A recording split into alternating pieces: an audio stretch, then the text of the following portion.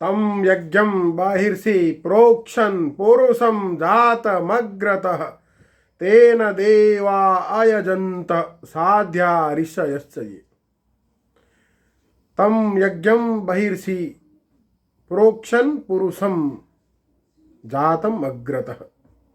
तम यज्ञम उसी यज्ञ से बहिर्षि प्रोक्षण बाहर से, बाह्य जगत के क्रियाकलापों से, लौकिक यज्ञ से, क्रिया से क्या करें? प्रोक्षण प्रोक्षण सींचिए, पुष्ट कीजिए,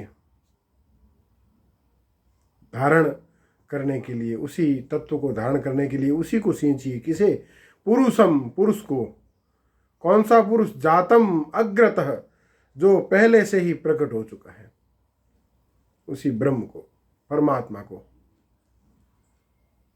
उसी का प्रोक्षण कीजिए, उसी यज्ञ के माध्यम से कीजिए, अर्थात यज्ञ से उसी का यजन कीजिए, परम पुरुष परमात्मा का। क्यों कीजिए? क्योंकि आगे कहते हैं तेन देवा अयजंतः, देवों ने उसी का यजन किया है, यज्ञ किया है।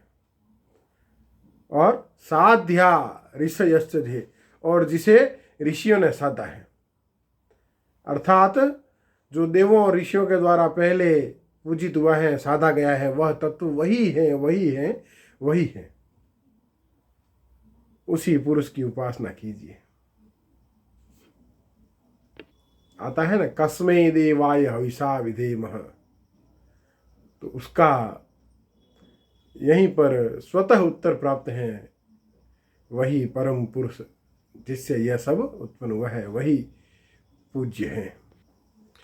यत् पुरुषम व्यददुः कातिधा व्यकल्पयन् मुखम किमस्यासीत् किम बाहु किमूरु पादाब्च्येते। यत् पुरुषम विअददुः व्यददुः कतिधा विअकल्पयन्, जिसे पुरुष अर्थात परमेश्वर विविध प्रकार से धारण करते हैं, वह कितने प्रकार से कल्पित किया गया है। पुरुष किसे धारण करते हैं? वह पुरुष किसे धारण किए हुए हैं? इसी ब्रह्मांड को, इसी जगत को, जो इस यज्ञ से उत्पन्न हुआ है, जिसका वर्णन आया है। तो अब वह क्या है?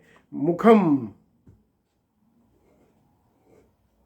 मुख, मुखम किम अस्यासीत, मुखम किम अस्यासीत, इसका मुख क्या हुआ? मुख अर्थात अभिव्यक्ति। यह जो विराट पुरुष है, इसकी अभिव्यक्ति क्या है? किम बाहु, इसकी भुजाएं, अर्थात कर्म कौन करता है इसके लिए? कर्म करने वाली संज्ञा क्या है? किम उरु, उरु जंघाएं।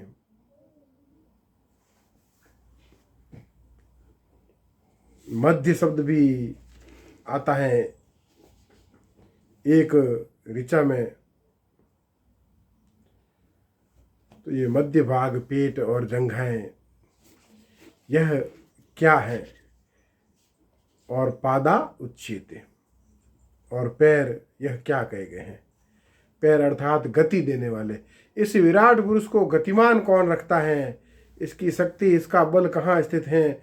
इसका कर्म करने वाली संज्ञा क्या है? और इसकी अभिव्यक्ति कैसे होती है? ब्राह्मणोस्य मुखमासीत् बाहु राजन्यः कृतः उरु तदस्य यद्वेश्य पदभ्याम शूद्रो अजायत। ब्राह्मण अस्य मुखम आसीत, इसकी अभिव्यक्ति, इस विराट पुरुष की जो अभिव्यक्ति है, वह इसका मुख है, उसे ब्राह्मण कहते हैं। जो इस विराट की अभिव्यक्ति कर सकता है। और विराट की अभिव्यक्ति कौन करेगा? जो इस विराट को, इस ब्रह्म को जानेगा। ब्रह्म जानाति इति ब्राह्मणः, इसलिए ब्राह्मण इसका मुख है। क्योंकि उसी के माध्यम से इसकी अभिव्यक्ति हो सकती है। जो इस विराट तत्व की अभिव्यक्ति करने में सक्षम है उसकी संज्ञा ब्राह्मण है। इस विराट के मुख का नाम ब्राह्मण है। राजन्यः कृतः, राज अर्थात व्यवस्था, शासन, प्रशासन। जो इस विराट जगत की व्यवस्था करने वाले तत्व हैं, प्रशासकीय तत्व हैं, शासक तत्व हैं, उनकी संख्या है राजन्य। वह इसके राजा कहे गए हैं। क्षत्रिय शब्द नहीं है। अर्थ करने वालों ने अपने अनुभव से बाद के इतिहास के अनुसार क्षत्रिय शब्द का प्रयोग किया है और वह संगत है।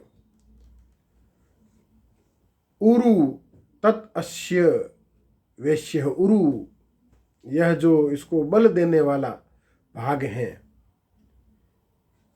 जिसके आधार पर यह विराट स्थिर रहता है, टिका रहता है, पोषण होता है इस विराट तत्व का, जिससे वह वैश्य कहे जाते हैं।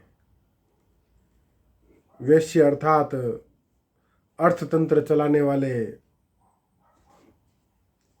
साधारण अर्थ में किए जा रहे हैं। पदभ्याम शूद्रः अजायतः। गति, पद, पैर अर्थात इस विराट समाज, इस विराट पुरुष, इस विराट जगत को जो ऊर्जा गतिमान बनाए रखती है उस ऊर्जा का नाम है शूद्र। यह सब विराट के अंग हैं। मनुष्य का शरीर, उसमें सिर, मुख, पेट, हाथ, जंघाएं, किसी भी अंग प्रत्यंग में कोई अंतर नहीं होता। वैसे ही इस व्यवस्था में किसी में कोई अंतर नहीं है, सभी का अपना अपना कार्य है। तो इस प्रकार यह इस विराट पुरुष की अभिव्यक्ति की कल्पना और कामना है। चंद्रमा मनसो जातश्चक्षोः सूर्यो अजायतः, श्रोत्राद्वायुश्च प्राणश्च मुखादग्निरजायतः। चंद्रमा मनसो जातः, चक्षुः सूर्यो अजायतः। इसके मन से चंद्रमा और चक्षु, आँखों से सूर्य उत्पन्न हुआ, प्रकट हुआ। श्रोत्रा, कर्ण, द्वार,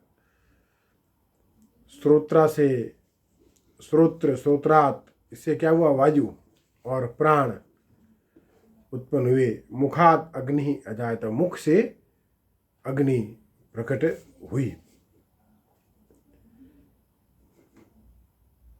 अथर्ववेद का मंत्र कुछ भिन्न है। मुखात इंद्र, मुखादिंद्रग्न्याश्च, मुख से इंद्र और अग्नि उत्पन्न हुए, अथर्ववेद का मंत्र कहता है। और प्राणों से वायु की उत्पत्ति हुई। प्राणाद वायुरजायत, प्राणों से वायु उत्पन्न हुई, प्रकट हुई। दोनों ही मंत्र संगत हैं, भिन्न भिन्न परंपराएं रही हैं। यह श्रुति कही जाती है, श्रुति को संभालने की।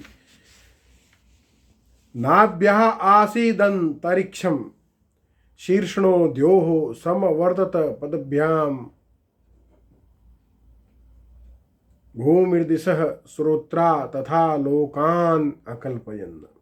नाभ्या आसीत अंतरिक्षम, नाभि से अंतरिक्ष, आकाश की उत्पत्ति हुई, प्रकट हुआ। शीर्ष्ण द्योः, शीर्ष, शिरोभाग से द्यो उत्पन्न हुआ, प्रकट हुआ।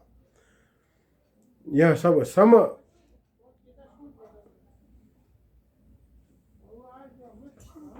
नाभ्यः आसीदंतरिक्षम शीर्ष्णो द्योः समवर्तताग्रे, यह सब सम अवर्तत, एक साथ ही अवतरित हुए।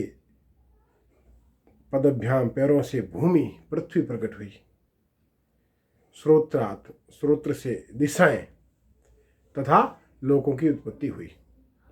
अब देखिए, यह जो दो मंत्र हैं, इनमें लोकों और तत्वों की उत्पत्ति का वर्णन है। लोक और तत्व, उनकी उत्पत्ति का वर्णन है। मुख से अग्नि, श्रोत्र से वायु, 5 तत्वों के बिना तो सृष्टि कैसे बनेगी। तो यह जो चंद्रमा है, यहाँ मन की अपेक्षा संभव है। आप जल के अर्थ में हो अथवा द्यो जल के अर्थ में हो सकता है। आकाश की उत्पत्ति श्रोत्र से हुई है और भूमि की उत्पत्ति पैरों से हुई है। तो ये 5 तत्व उत्पन्न होंगे और सारे लोक उत्पन्न होंगे, तभी सृष्टि बनेगी।